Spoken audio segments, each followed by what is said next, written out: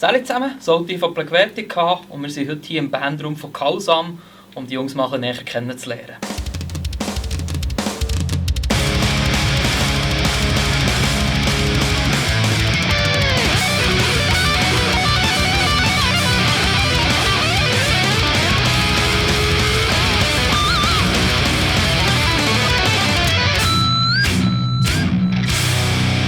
Ja, während Corona hat er ja langsam, oder so, als Corona ist aufgekommen, hat er angefangen, euch zu gründen.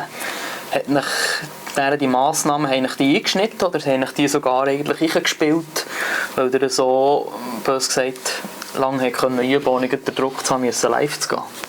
Uns haben sie eigentlich eine relativ gute Karte gespielt, weil wir uns richtig gut vorbereiten konnten. Wir haben am Anfang auch ein paar Besetzungswechsel gehabt, was dann in diesem Fall nicht tragisch war.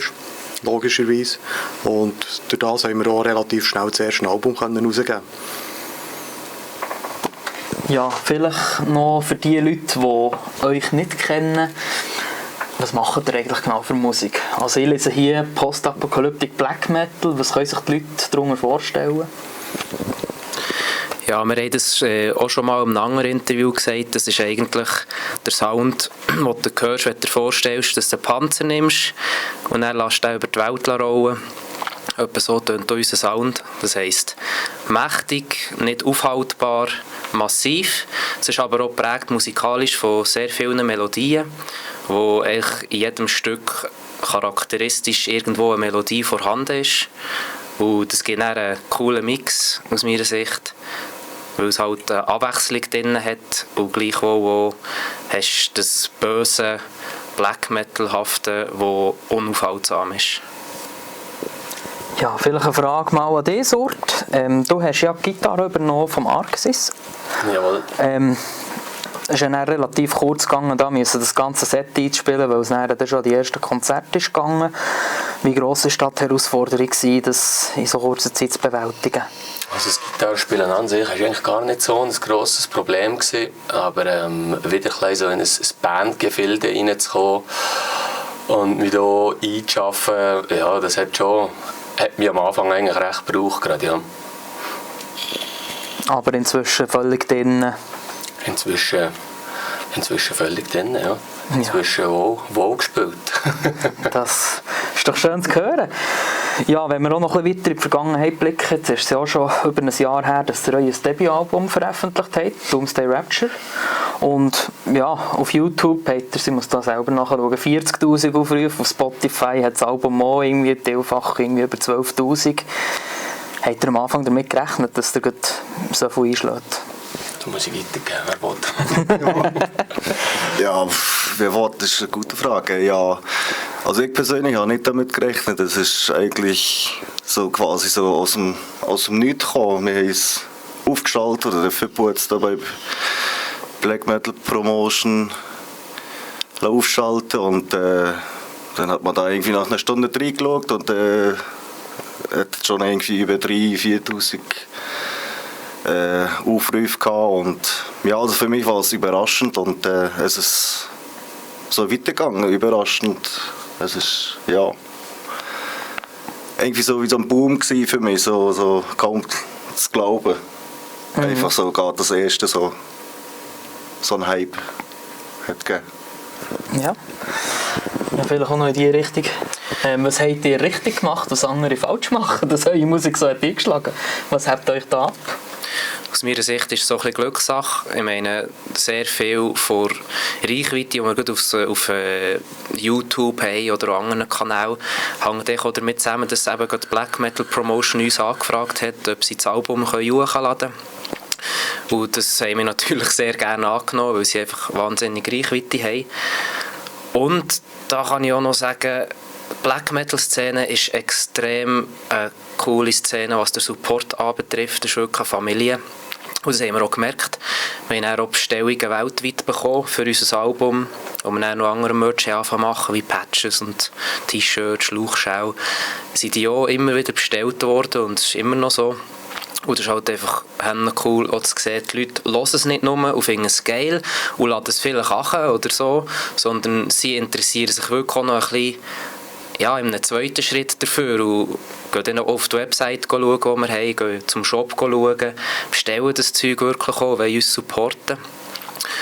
Und wie das genau abgegangen ist, dass Black Metal Promotion uns angefragt hat, warum dass sie auf uns kommen, das weiss ich selber auch nicht.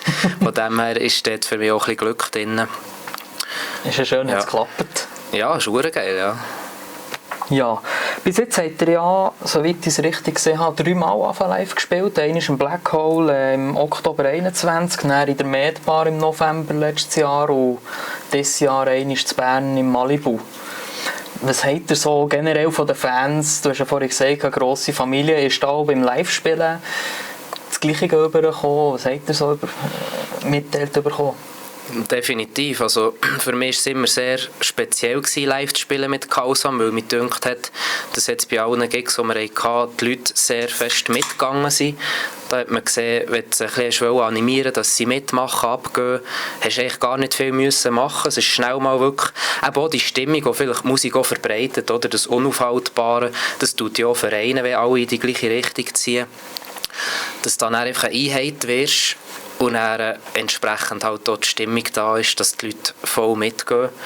Und auch nach dem Konzert durch die positiven Rückmeldungen, was ich sehr schätze, das ist eine sehr coole Erfahrung. Was war bis jetzt von diesen 3 Gigs die Lieblingsgig? Richtig eklige Frage. Ja, das ist wirklich eine Scheißfrage, weil ich könnte es jetzt nicht sagen. Ja, ein bisschen plagen muss ich dich. Ja, das darf schon. Ich hätte jetzt gesagt, jeder Gig hat irgendwo seinen Reiz gehabt. Klar, Black Hole, der erste Gig, so oder so. Und hier ist der Reiz gross, weil es eben der erste Gig ist.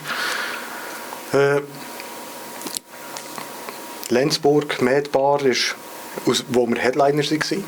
Definitiv. Und die Halle bereits voll war. Das war eine geile Erfahrung.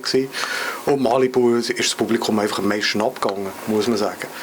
Also es hat jeder Gig irgendetwas mitgebracht, das richtig geil war. Ja, wenn wir so gut von den Gigs haben, der hat ja am letzten Gig auch das Abschiedskonzert von Grievas. Ist da eine Nachfolgung schon bekannt oder seid ihr da immer noch auf der Suche? Also das Ziel wäre eigentlich, dass bis spätestens zum nächsten Gig ich den Gesang nachher übernehmen würde. Dass wir keine weiteren Pausen zwischendrin haben, dass wir ein neues Mitglied einarbeiten müssten, dass wir eigentlich gerade vorziehen mit der Produktion des 2. Albums und so weiter und so fort. Wie und was genau, was sich da alles noch wird ergeben, das wissen wir selber noch nicht ganz genau, aber eigentlich wäre das Ziel, dass ich bis zum nächsten Gig singen würde. Ja. Gut, ja, das ist ja schön, dass wir hier intern eine Lösung haben gefunden haben. Wenn ich zurückdenke an das erste Album, dass hier die Stimmlagen, sage ich jetzt mal, relativ in einem schmalen Grad gewesen. Wirst du da noch ein bisschen mehr etwas reinbringen, ein bisschen eine Veränderung reinbringen oder wirst du das übernehmen, as it is? Also, das Ziel ist eigentlich schon ein bisschen, die Monotonität des Grievas weiterhin zu halten. Wir sind dort alle eigentlich der Meinung, dass das gerade für die ganze duale Gitarre mit den vielen Leads und alles eine sehr gute Unterstützung geboten hat. Eventuell wird sich noch etwas geben, dass wir etwas mehr reinnehmen, vielleicht noch ein bisschen Gekreische oder so reinkommt, aber das zeigt sich, also das ist noch nicht definitiv. Ja, von daher sind wir schon gespannt auf den nächsten Gig, den ihr habt. Dann sehen wir es ja dann. Ja, du hast es vorhin schon angetönt, wegen das nächste Album. Ist da schon konkret etwas in Aussicht?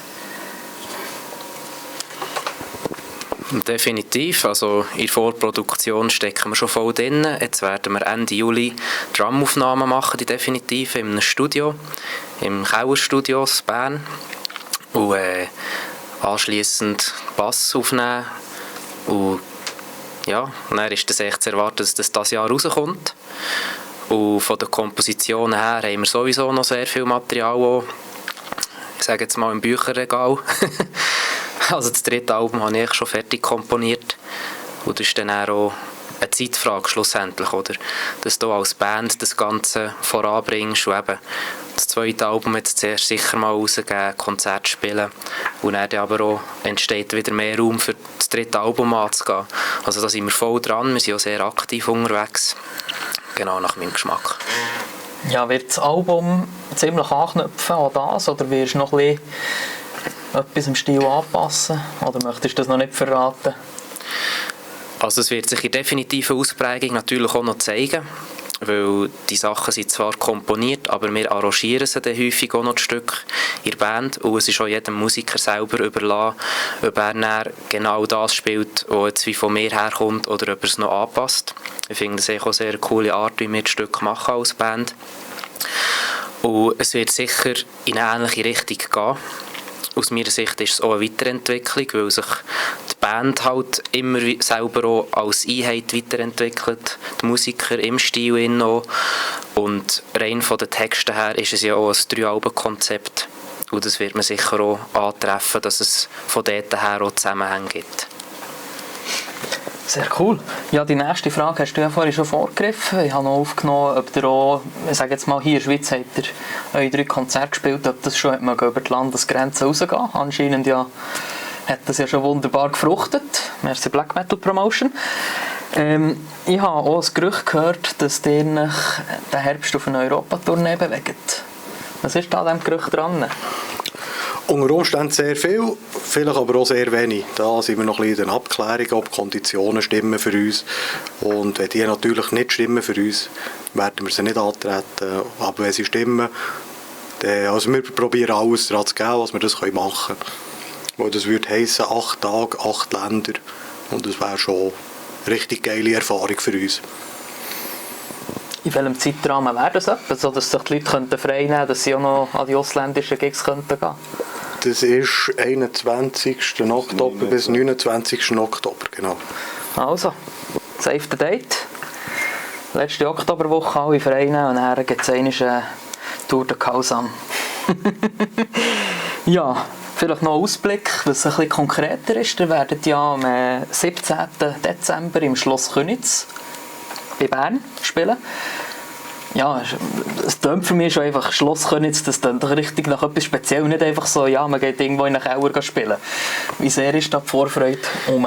Wir gehen nicht in einen Keller spielen, aber wir haben das unter anderem auch wieder an den Kellerstudios zu verdanken, der Mitveranstalter ist.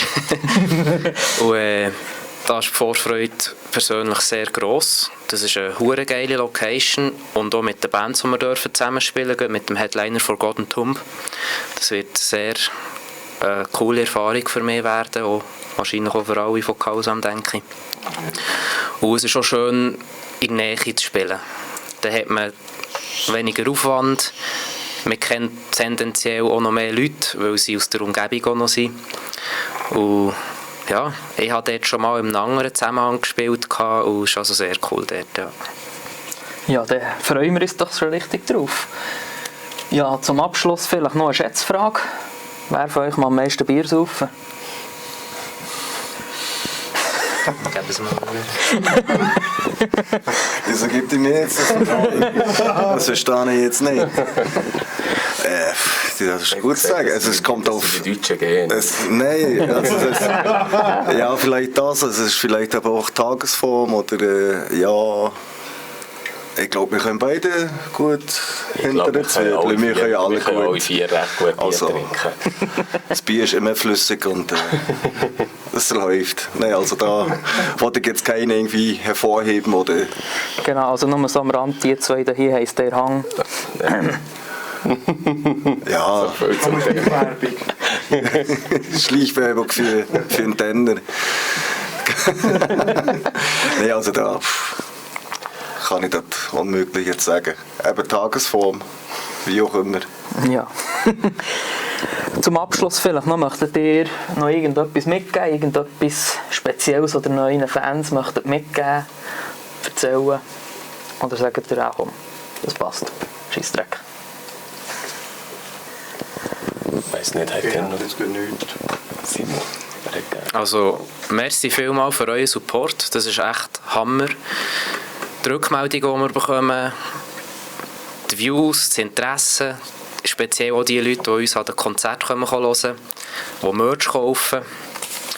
Das ist so viel wert und das schätze ich extrem. Merci vielmals und zusammen machen wir weiterhin geile Momente. Ja, das wäre es gewesen von den Jungs von Kausam. Merci vielmals fürs Zuschauen. Vergesst nicht, bei den Jungs vorbeizuschauen, wenn ihr das nicht schon gemacht habt. Sie haben geile Shirts. Wenn dann der Winter kommt, einen geilen Schrumpfschlauch zum Schienen. Fakt. Habe ich selber schon ausprobiert. Und das Video hier liken, teilen, kommentieren. Und bis zum nächsten Mal. Salut zusammen.